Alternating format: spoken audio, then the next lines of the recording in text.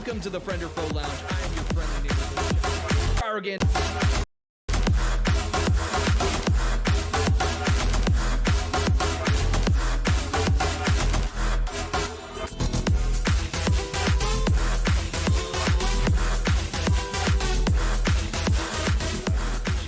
Because obviously we lost, but I think drawing it to 5 games was actually really surprising. It's just really upsetting that I made a bad call and we lost game 3 because of it. We're feeling great after winning against FEC. We've started to shore up a lot of the things that we were shaky on, but we still think we have ways to improve, and we're hoping to show that against INT we're going to win playoffs. Red is going to be still alive. The bulk floater is healing through everything. There's nothing else that can be done. A huge package. Paytime getting so Oh low. my god, the damage. They grab halves on the side. Camel Basil getting low The too. quirky damage is so disgusting. They're all gonna die. Starting playoffs, I assumed that YUBI was going to beat BBZ, and then obviously INC would beat FEC. Their top laner Freelancer, like, he insta-picked Wukong in every matchup, no matter the counter pick, and he just got rolled over, and BBZ like really pushed that lead and brought it all over the map. INT clearly has no idea how to macro. I mean, they threw like a 10k gold lead in game 3, I think. BBZ can't fight to save their lives, and they're lucky that INT can't macro because they didn't win a single fight unless they were up like 5k gold, which should never happen against a competent team. So I'm pretty confident we'll be able to beat both teams and win finals. Absolutely insane. YUBI takes it 3-1 and moves on to the losers final against INT. He's gonna then go down. It's gonna be INT, not letting them take this series without a fight. Utility monster, my guy. You can't crutch Morgana no more, man. Like, you gotta have some skill in the jungle if you wanna beat me. Thanks for playing this year. Hope to see you back next season, and hope you enjoy finals from Hawaii.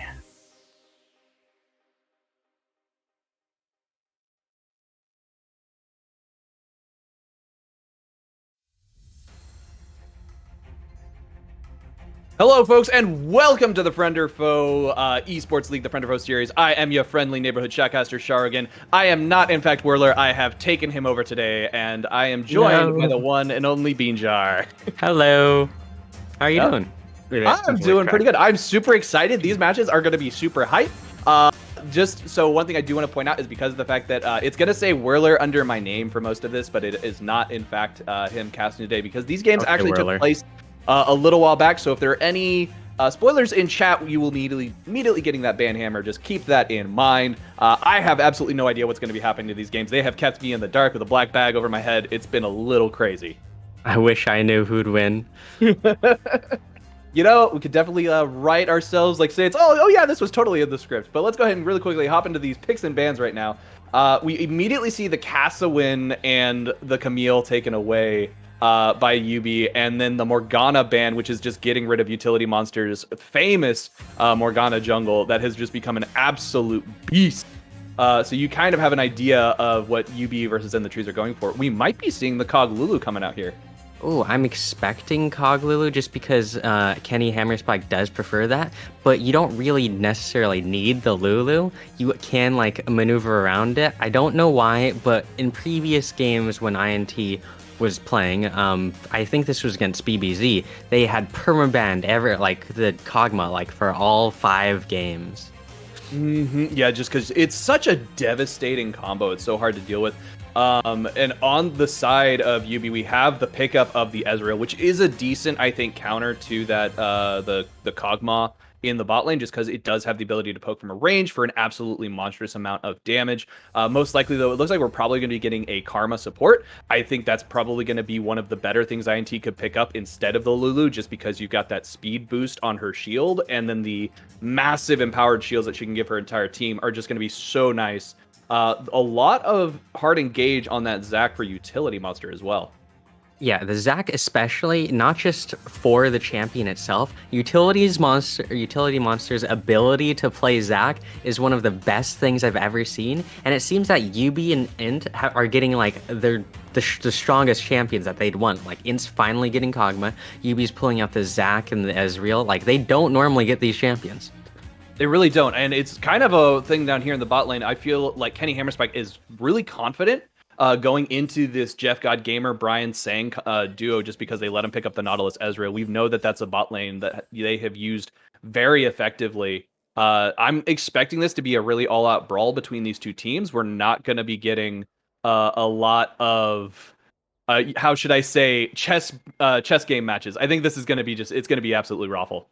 I think both of these teams are scared, to be honest. I think they're gonna be a little bit slower. I'm not too sure, but I'm expecting if anyone can do it, Kenny Hammerspike can do it, and I'm expecting big plays from him. Really. Yeah, no, it's hopefully that's exactly what's going to end up happening. Kenny has always been really, really hype. So with that first Drake being an Infernal Drake and looking at these team compositions, I'm going to try and use my psychic powers here to predict which soul we're going to get. And as of right now, I am leaning in the direction of an Ocean Soul. I'm gonna lean for a Cloud Soul. Yeah, that's what I'm going for. Let's see what he's right. That was my second guess. I'm thinking Ocean at this point. So we'll see exactly what we end up getting here. Right here in the mid lane, we have definitely not Vel'Koz going up against the Pop Idol Seraphine. How do you think that matchup's going to really end up going for Civillock versus Evolved Noob? I think that Evolved Noob, neither are going to have too insane kill pressure because I don't think they're going to be like as aggressive as they were. If they were, I'd expect more aggressiveness if they broke the 5-point defense and wanted to get some early poke, but neither team wanted to. Ooh, nice poke onto He Who Slops, getting a little bit of damage down. Yeah, it seems a little bit of skirmishes here and there. I don't know if it results in anything. Both pick well. Oh, even more fights. Ooh, yeah, top lane, we've got a nice pull by Mordekaiser, getting him on the wrong side. Freelancer taking a lot of damage from this, having to flash out in order to stay alive. That was really well done by Brock Lee. Okay, it seems both teams are really aggressive. Maybe both teams are really confident in themselves. I'm seeing a lot of CS disparity with YUBI having higher base, like just CS, just a little bit, but it's enough to make a difference. And I expect this because YUBI as a team generally has higher, I want to say base skills. Like they have the basics down more so than any other team I've seen. They do have the basics down. I do want to say that I like the opting for the utility junglers on both teams with Sejuani and Zach, where they're really like the damage output is not their primary goal, but it's to be locking down their opponents and allowing the rest of the team to be getting off a lot more damage, getting this stuff off. With the Sejuani freezing people in place, it's just going to let Kenny start dropping those artillery shots in the later parts of the match. That's where the team fights are going to really start heating up. Yeah, and I am a jungler when I do play, so I'm saying that Sejuani just revealed herself onto the Scryer's orb, and now they've kind of not staggered. They're on opposite sides. Sejuani won't get anything, but he might get extra value on putting pressure. He's not going to get any camps. But one thing I have noticed is that in every single game, for the last 6 games, I believe, Boexplode has done a full clear. And while I am a big fan of the full clear because of its efficiency, I'm not too sure that like it hasn't been punished yet. And I feel like that should be taken advantage of. That is something YUBI really should be doing, is they should be taking advantage of just how much time Boexplode is spending in that jungle. Looks like we almost had we had a little bit of a disconnect, a little bit of a reconnect, so we're good to go. So what I was going to say was, it's like, yeah, that full clear, spending so much time in the jungle, because honestly, Sejuani, I think her best presence is going to be when she does her ganks, especially if she's able to get like a sneaky side gank. Unfortunately, she doesn't have a lot of melee champions to proc the permafrost. So that's going to be a little bit tricky when these team fights start up. If they're not ganking for top lane for that Mordekaiser, they're just not going to be a lot of sources other than the Sejuani auto attacks. Yeah, I guess that they're going to do some. They're actually switching places. It seems that Boexplode's taking advantage of knowing where Zach actually started and has got the Gromp and is backing now, and that actually sets him at a pretty good place to either go back towards the dragon or just really see the Zach and deny any future pressure for the next, let's say, 3 minutes. Oh, absolutely, because we can already see that Zach is now pathing towards that top side to try and relieve some pressure on Freelancer. So they're going. Yep, exactly. He's going to go for Gromp here in a second, but Gromp's already going to be gone. Look at this, Broccoli getting a lot of damage. Just so much coming out from that Mordekaiser. As he's whittling away at that Shen's damage. Yeah, but I don't. Shen is pretty strong just by himself, but I don't think that he's gonna have much utility outside of like his ultimate and just drawing away aggro. I assume that he's picked solely for the purpose of nullifying most of what Kenny Hammerspike can do. And what we're seeing is a very oppressive lane down in the bottom. Like it's reflected in the CS. Like it's 6 minutes now, and you already have like 20 CS leads and just a lot more fighting power in the bot lane. Yeah, no, like I said, this is the thing about that Ezreal bot lane. You put Jeff God Gamer on Ez, and he's going to just basically poke you out of lane and keep you from being able to really farm that out. And that's what's going to be really difficult for Kog'Maw, is he's got to be able to try and eventually farm it up. Where he's at right now, it's setting him behind, so that's just going to put his power spikes really far behind, and because he's a late-game champion anyway, it's going to just mean that by the time INT is coming online, it might already be too late. Yeah, definitely. But I'm really expecting like a lot of this utility. Like let's say Broccoli gets the ult onto Jeff Kage, or maybe Sivlak. Like that's still gonna take him out of the fight for a while. Like each part of your team fight, it's a bit segmented. Like you really need that Ezreal for the consistent damage. The Vel'Koz is gonna do you good, but oh, the Zac might actually be doing a sneaky try. I love it when junglers do this. Like it's very useful. Do they actually have vision? They should have had vision on the Zac.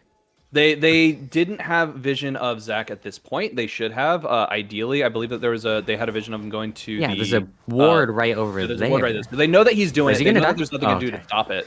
So it looks like they might be playing around Rift Herald, planning to get that, giving up the early Infernal Drake. Oh, it it's a looks like Cloud Drake. It's a Cloud Drake, which means it's not going to be a Cloud Soul. No. Okay, wait. Can I change to Mountain? Let's see. Is it 50-50? I'll let you change to Mountain so you have another chance of getting me wrong. No, what? Okay. Oh, geometry. That's okay. That's a little impressive. Just a little bit. He's showing off here. I love when Vel'Kozes are able to hit those random psych cues. This is exactly why Bo Explode went top lane instead of going for that Drake. Unfortunately, Freelancer is able to get out. The dash on Shen is really useful, and it just allows him to have so much escape. And it's kind of funny that he's the tanky ninja, so he's not really the speedy stab you in the dark. He's going to come right up to your face.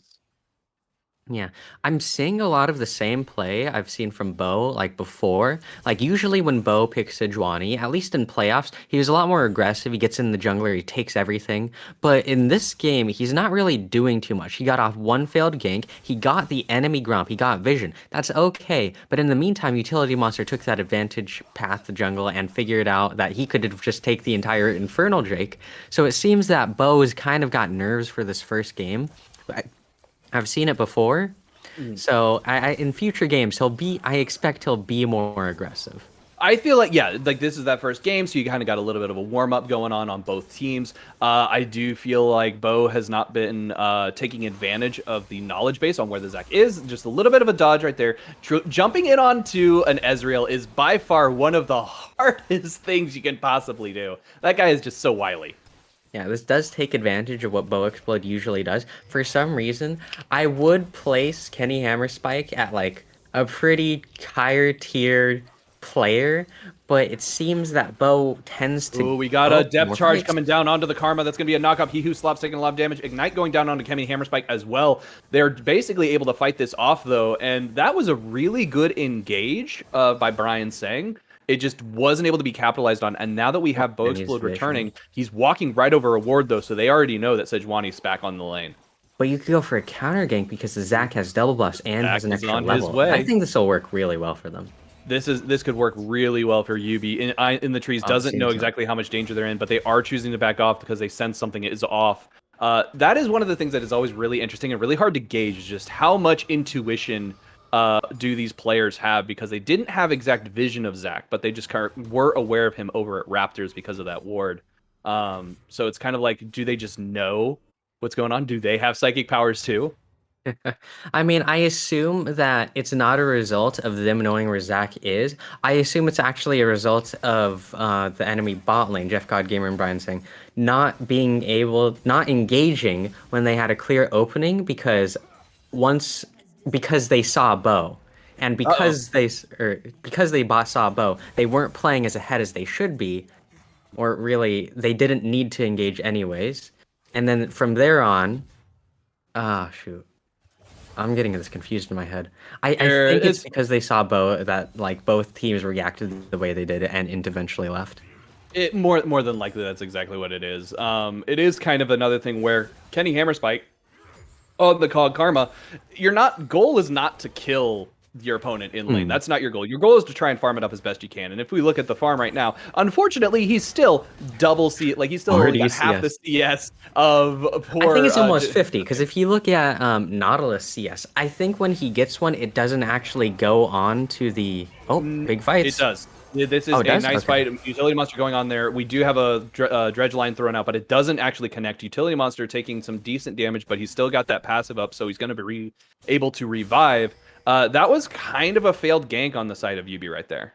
Yeah, I think they should have taken that gank with the extra pressure they have because they know where Bo might be from like a result of it because they did just figure out that he was... Actually, maybe they don't know where he is, but regardless, they don't know exactly where he is. But he's been taking enough of the top side jungle that I have a feeling that they're basically like know he's invading on a constant basis, so they're just going to focus their efforts on the bot side. That's why you had that four-man game. Enough. He's taken 2 camps so far. One Gromp, once Wolves. Yeah. I mean, constant in the sense of presence. They're like, he's still top side. He hasn't left top side. Why is he still top? Okay, we're just going to go bot. He does do that a lot. Yeah, I agree with that one.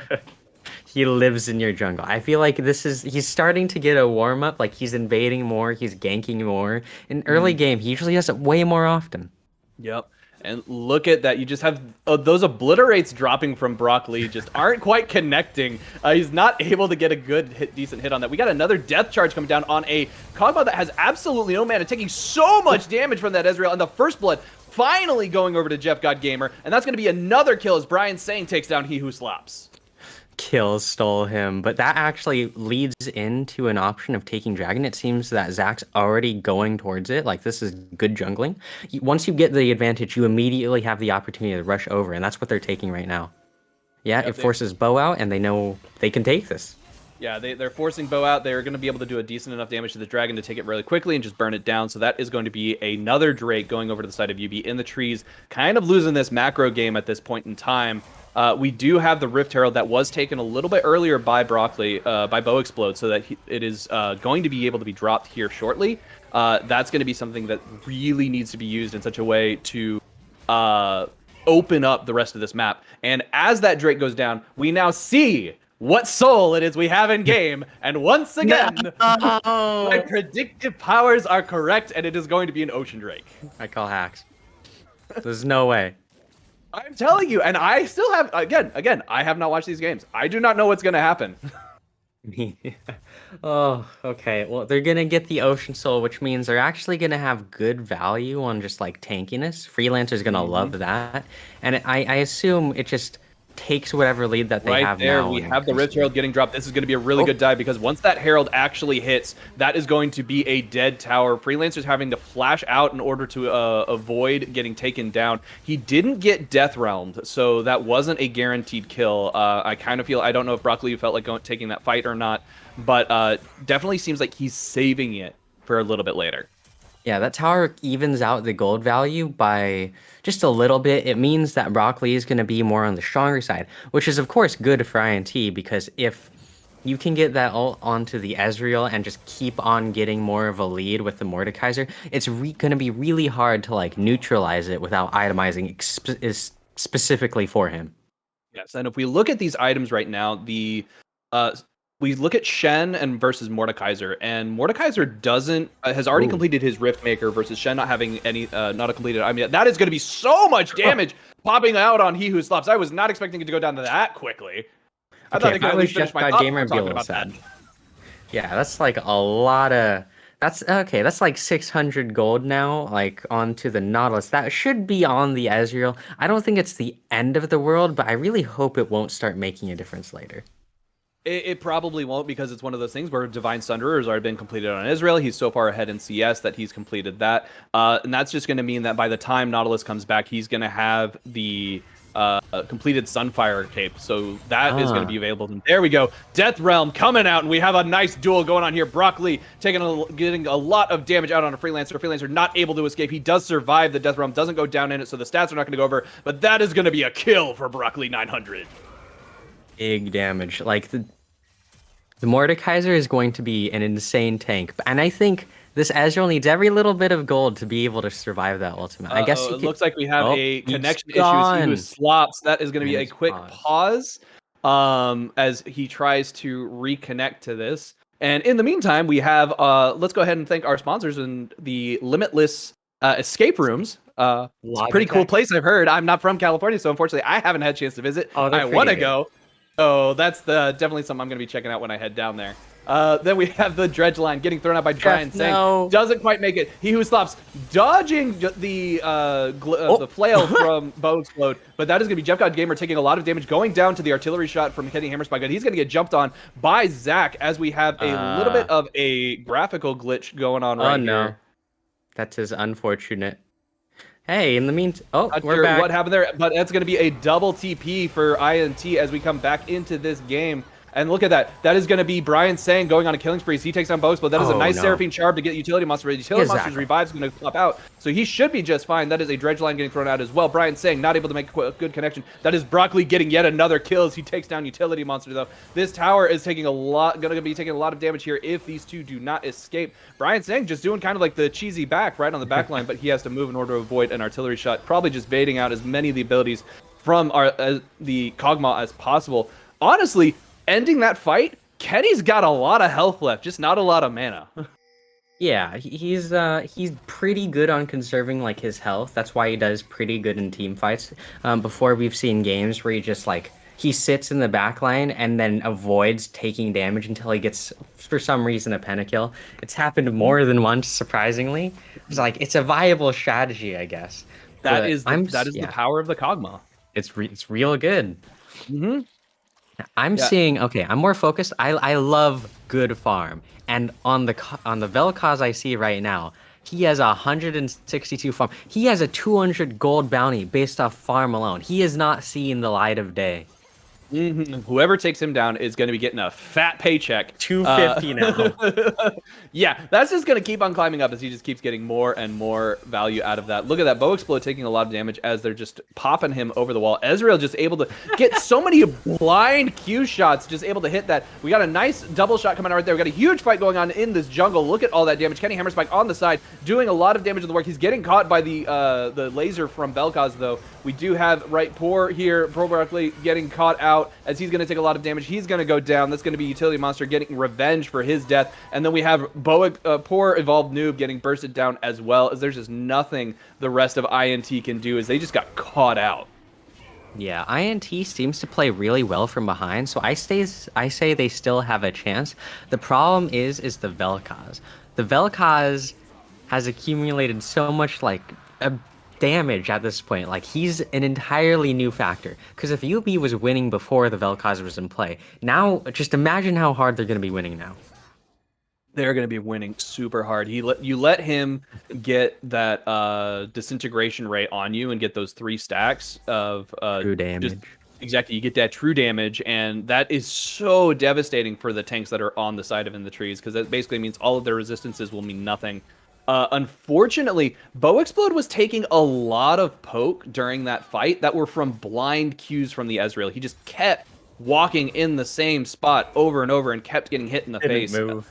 He didn't, and it's he really needs to watch out for that, because that's going to be causing him, if he's letting Ezreal get those free hits, that's just going to cause him to stack his tier that much faster, which means we're going to get a Meta Moon even quicker, and it's going to be so devastating as this progresses. And right here we see Brian Sang doing what Brian Sang does and hanging out in the bush. Yeah, he's just chilling. I'd say the bot lane was more of a support difference, while He Slaps isn't bad. Going against the Nautilus means you're playing in a pretty oppressive lane, which results in the CS difference. And in that team fight, 2 factors: the amount of damage Bo took there. Oh, they actually don't see Bo here. He could walk up if they take that caster minion.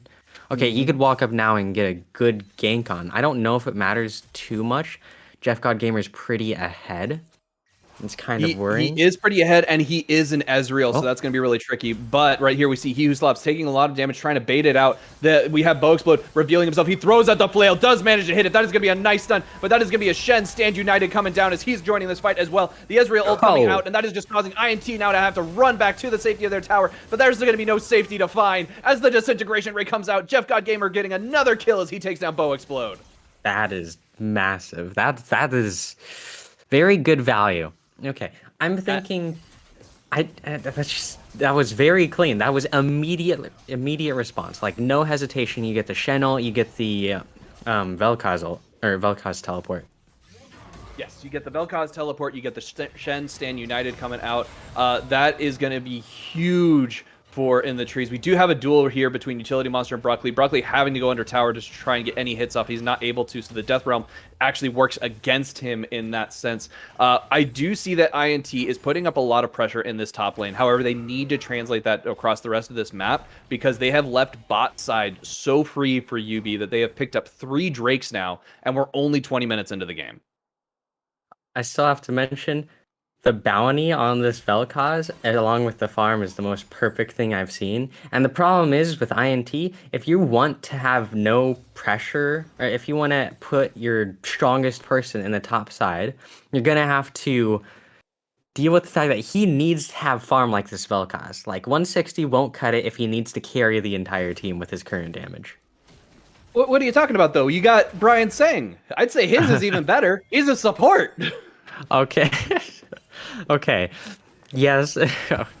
Ooh, look at that. We practically carry at this point, yeah. We got the geometric plays coming out from Civlock as he just knows where all of both was healing all of his farm, getting the research proc off, so now it's like he's got the true damage ready to explode onto Bo Explode. Bo is half HP. He's being bullied. He's crying. Getting so bullied out of his own jungle instead of being able to take over utility monsters. Stuffed into the locker.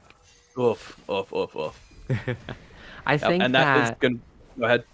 No, I was like, there could be an opportunity for Baron now, like, depending on how ahead they think they feel. Because they, of course, win most, if not all, team fights at the point, and they'll have the advantage of Freelancer teleport. Like, they have the opportunity to go on Baron.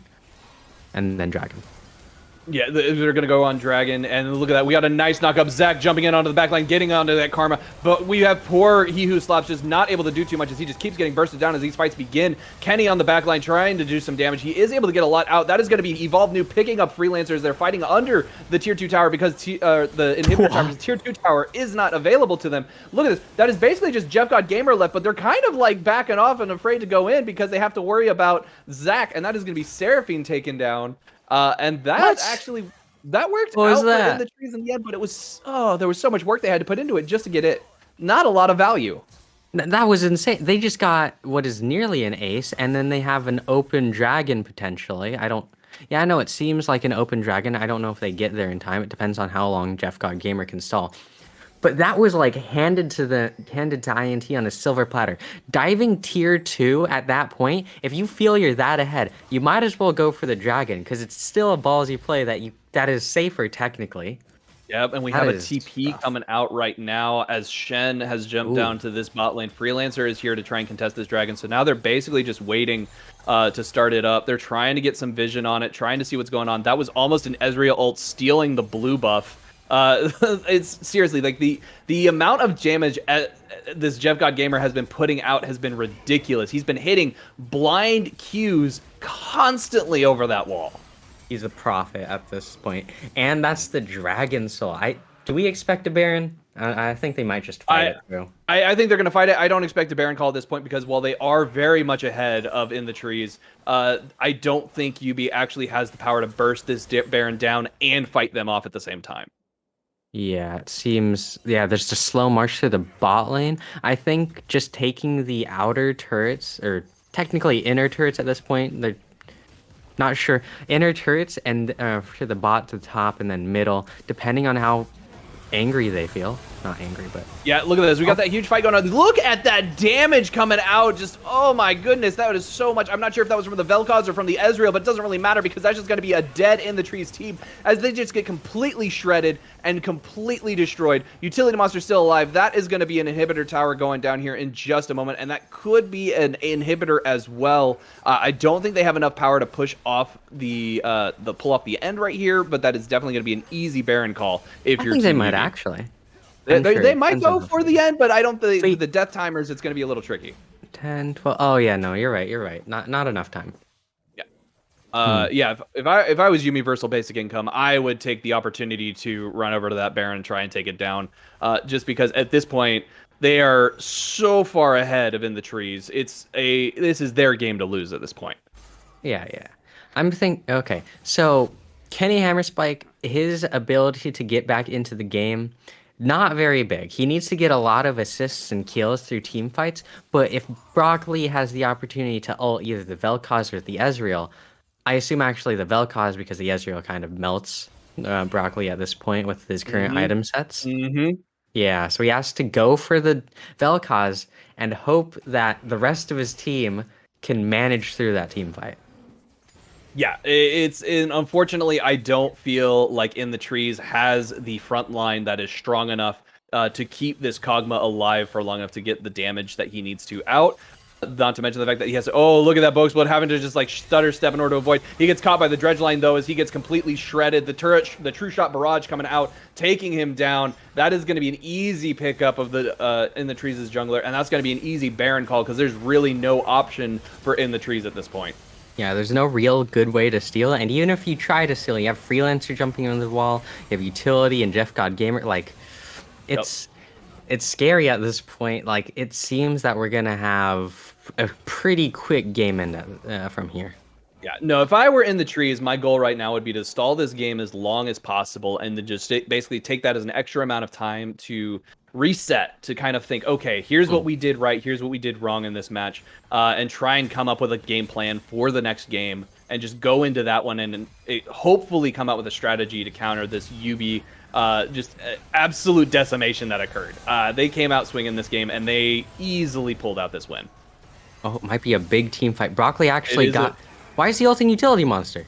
Huh? Yeah, he's going in on Utility Monster. I feel like he's going into the backline trying to get something, but that's not going to really matter as a double kill is going to go down onto the Mordekaiser as Ezreal picks up yet another one. Jeff God Gamer becoming yet another God Gamer. That is going to be the top inhibitor turret going down, followed by the top inhibitor. This Baron buff is going to allow them to push. There's not enough members of In the Trees left, I think, to really prevent this from being an end of the game. They're going to just essentially just shred this right here. They're going to go for the kills in the back line. He Who Slops once again getting caught out by the dredge line and by the Zat Q getting pulled together. Does manage to make it back to Fountain, so they are going to survive that final shot, and that is going to mean that they have to go over to the other side of the turret, taking a little bit longer for this Nexus turret to go down, but the Nexus will eventually fall, and game number 1 will go over to the Universal Basic Income. Hey. Ouch. Ooh. That is the only word I can think to describe this game. That wasn't so bad. Okay, it was pretty brutal, but it wasn't the end of the world. I think that you could learn a few things from this game. The fact that Kenny Hammerspike on the Vel'Koz, it is okay. It is not amazing. It's not a cure-all, but what you first need to do is make sure that your support can make them last through the game, and then you need to have a little bit more pressure diverted from top down to like the bottom of the half of the game, because if you're gonna have a Seraphine mid, that's gonna have a support role, and you're just gonna really want to put all of your eggs in the basket for either ADC or your top laner. Yeah, that is what we're gonna be looking for. I expect In the Trees to come out with some kind of plan for the next one. We'll be looking forward to that. In the meantime, we're gonna take a really quick break. We'll be right back with game number 2 of Team Universal Basic Income versus In the Trees. Stick around.